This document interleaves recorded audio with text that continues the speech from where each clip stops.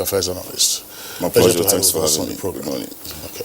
All right, let's also warmly welcome Aliyu Aziz Abubakar to all I've said into perspective. We respect to the introduction of technology in JAMB registration and JAMB exams. And of course, before you start, I'd like to point to the fact that JAMB is not necessarily a written examination from what I'm meant to know, because it's A, B, C, D kind of questioning, and you point the one that you think is the answer.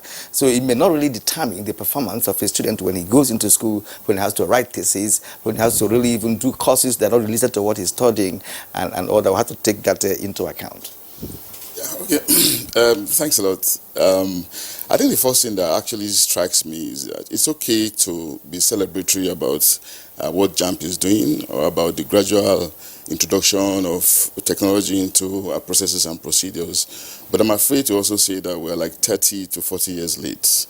But again, it's not all right to continue in error. It's okay that at any point in time in the course of the evolution of a nation, when you realize a deficiency and you move to remedy it, it's appropriate. So to that extent, I think JAMB and every other organization that is interested, that is introducing computer into their process is actually commendable. But again, it leads us to what has been said, in the late 18th, early 19th centuries by thinkers, that this stage that we are in is actually going to be upon us.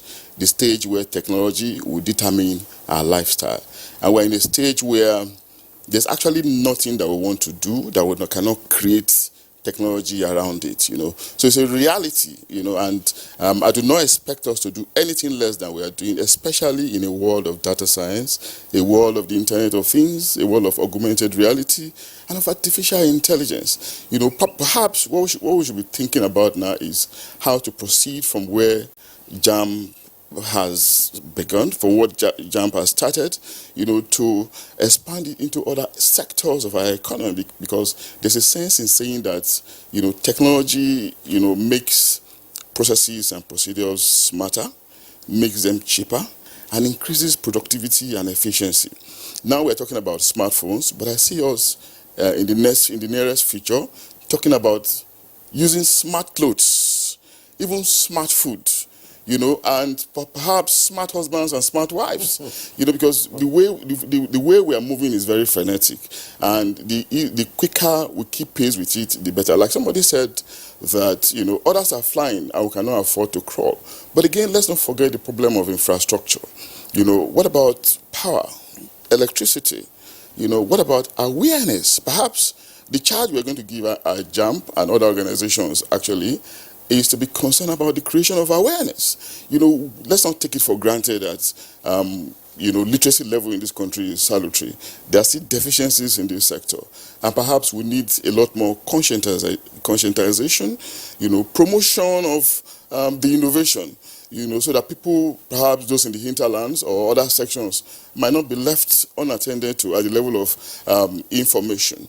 And what about the funds for these things? We are debt-ridden, as it were, and of course we know that no amount of money can be enough, but some of these agencies can do with a lot more funds so that they can be much more creative than they are.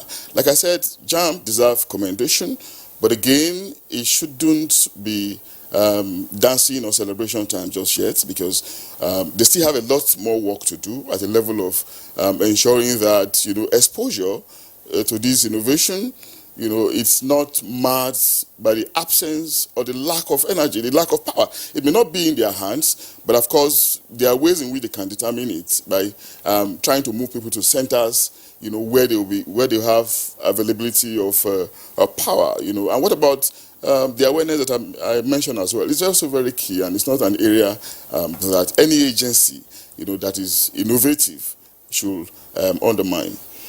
Okay, Doctor. An examination designed for institutions to select candidates. Now, the institution will sit back and say, okay, fine, we have our own examination to conduct. What are they looking for? Well, I think that there's a quick point I really want to make before I respond to your question, before I answer your question. One is that in this innovation that we're talking about, just like the computer has the soft and the hardware aspect, the process of creating change also have the hard and the soft aspect. The hard aspects, are the actual computers, the actual technology.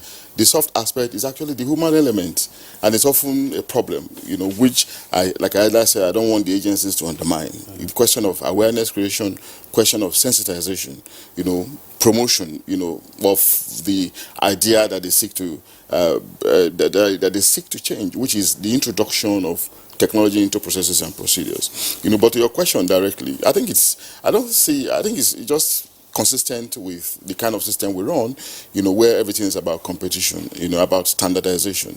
If you feel, for instance, that you are not satisfied for one reason, rightly or wrongly, with the recommendations or the productions of JAMB, and you want to grade the student in your own way, I don't see anything wrong with that. It's just consistent with the freedom that every society deserves, and that every system and the educational system cannot be immune from such competition, really. All right, Dr. Adeniyi, thanks a lot.